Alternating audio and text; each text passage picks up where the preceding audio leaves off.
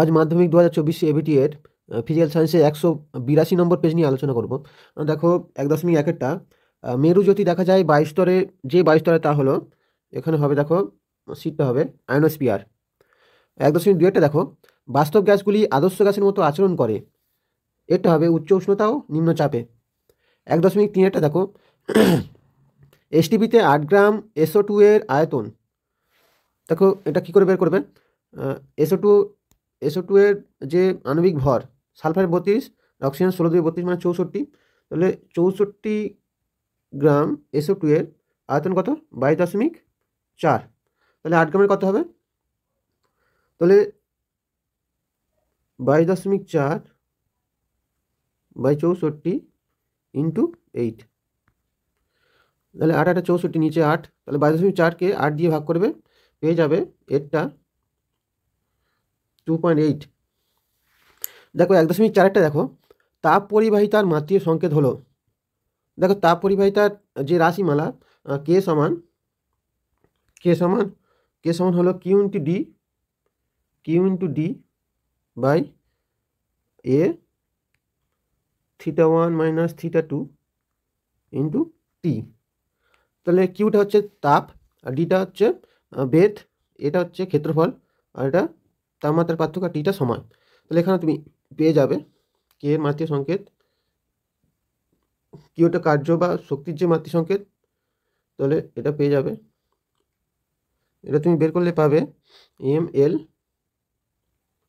t-3, আর যেটা θ-1, এটা পেয়ে যাবে। তার মানে তুমি এখানে যে উত্তরটা পাবে সেটা হলো ডিএরটা, ml t-3 θ-1।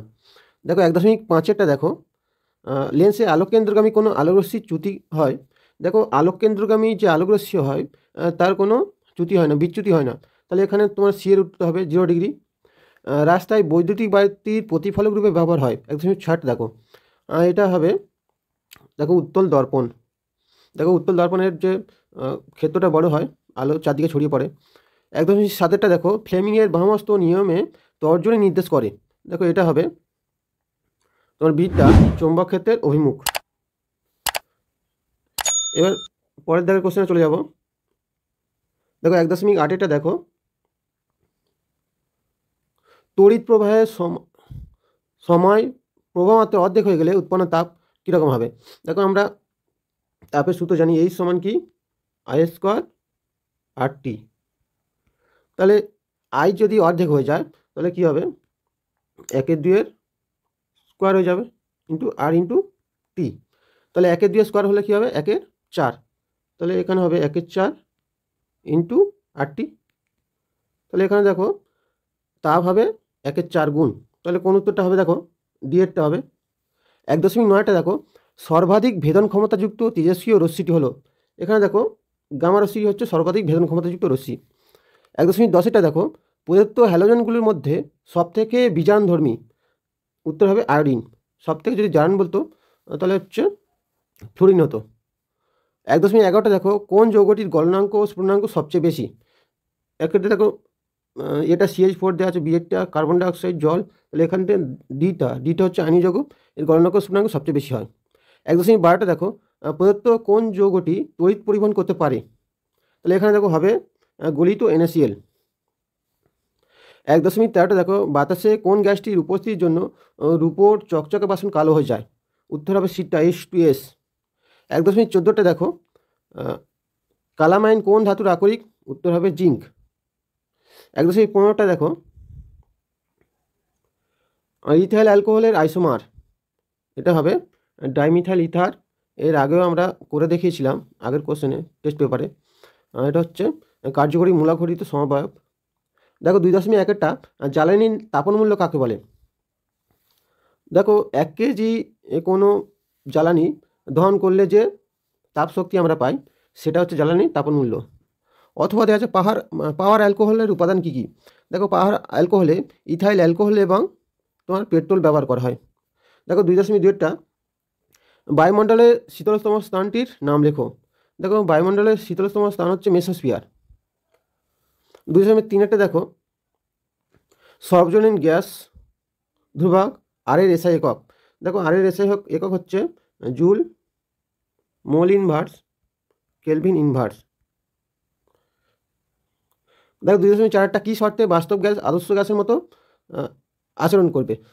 উত্তরটা হচ্ছে উচ্চ উষ্ণতা ও নিম্ন চাপে। 2.5টা দেখো কঠিন পদার্থের তাপ কোন পদ্ধতিতে সঞ্চালিত হয়? উত্তরটা হচ্ছে পরিবহন।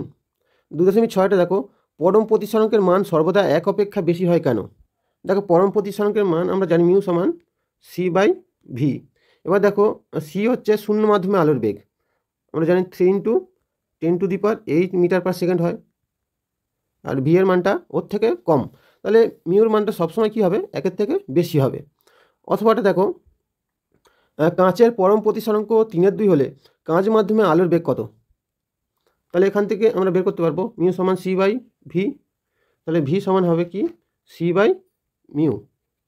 এবার দেখো সি মান জানো 3 × 10⁸, আর ভি এর মান দেওয়া আছে 3/2। এখান থেকে তুমি পেয়ে যাবে ভি এর মান পেয়ে যাবে 2 × 10⁸। এবার দেখা 2.7টা দেখো অবতল দর্পণে অসৎ বিবর্জিত প্রতিবিম্ব সৃষ্টির একটা উদাহরণ দাও। দেখো দাঁতের ডাক্তারের যে দর্পণ ব্যবহার করে সেটা হচ্ছে অবতল দর্পণ, তাহলে ওটার একটা উদাহরণ হয়ে যাবে। 2.8টা দেখো তড়িৎ বর্তনীতে হিটারের তার ও ফিউজ তারকে কোন সমবায়ে যুক্ত করা হয়? দেখো হিটারের তার হচ্ছে তোমার সমান্তরাল সমবায়ে এবং ফিউজ তার এটা শ্রেণী সমবায়ে যুক্ত করা হয়। 2.9টা দেখো কোনো পরিবাহীর মধ্য দিয়ে 2 অ্যাম্পিয়ার প্রবাহ কত সময় ধরে গেলে প্রবাহিত তড়িতাধান 1200 কুলম্ব হবে?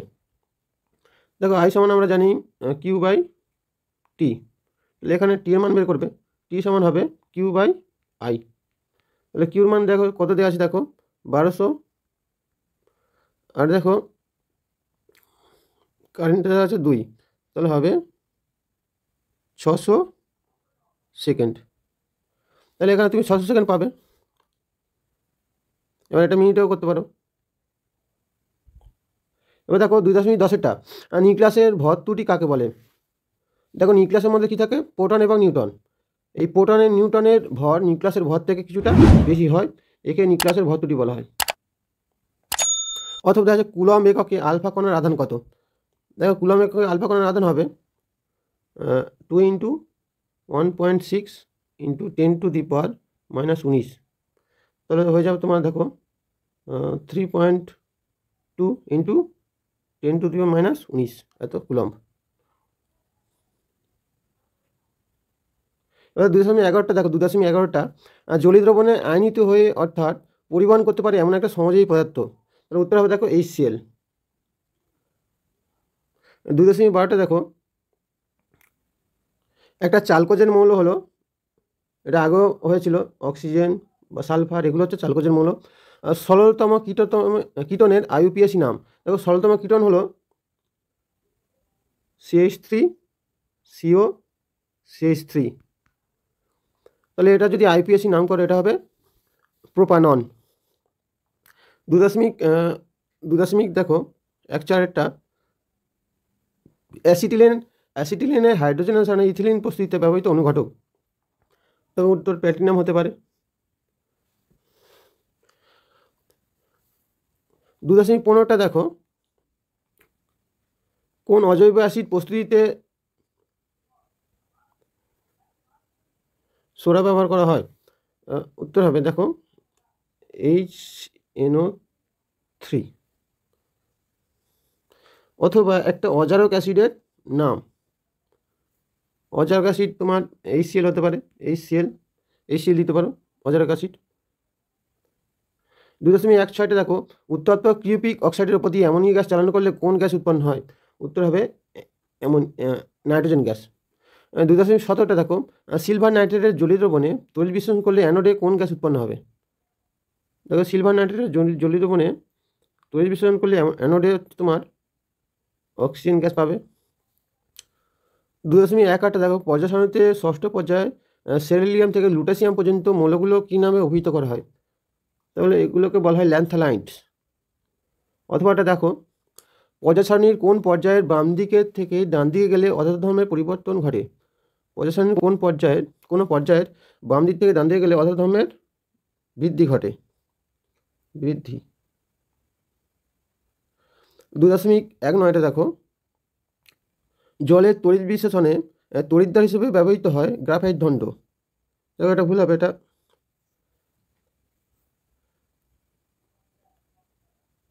প্ল্যাটিনাম দণ্ড ব্যবহার করতে পারো জলের তড়িৎ বিশ্লেষণে।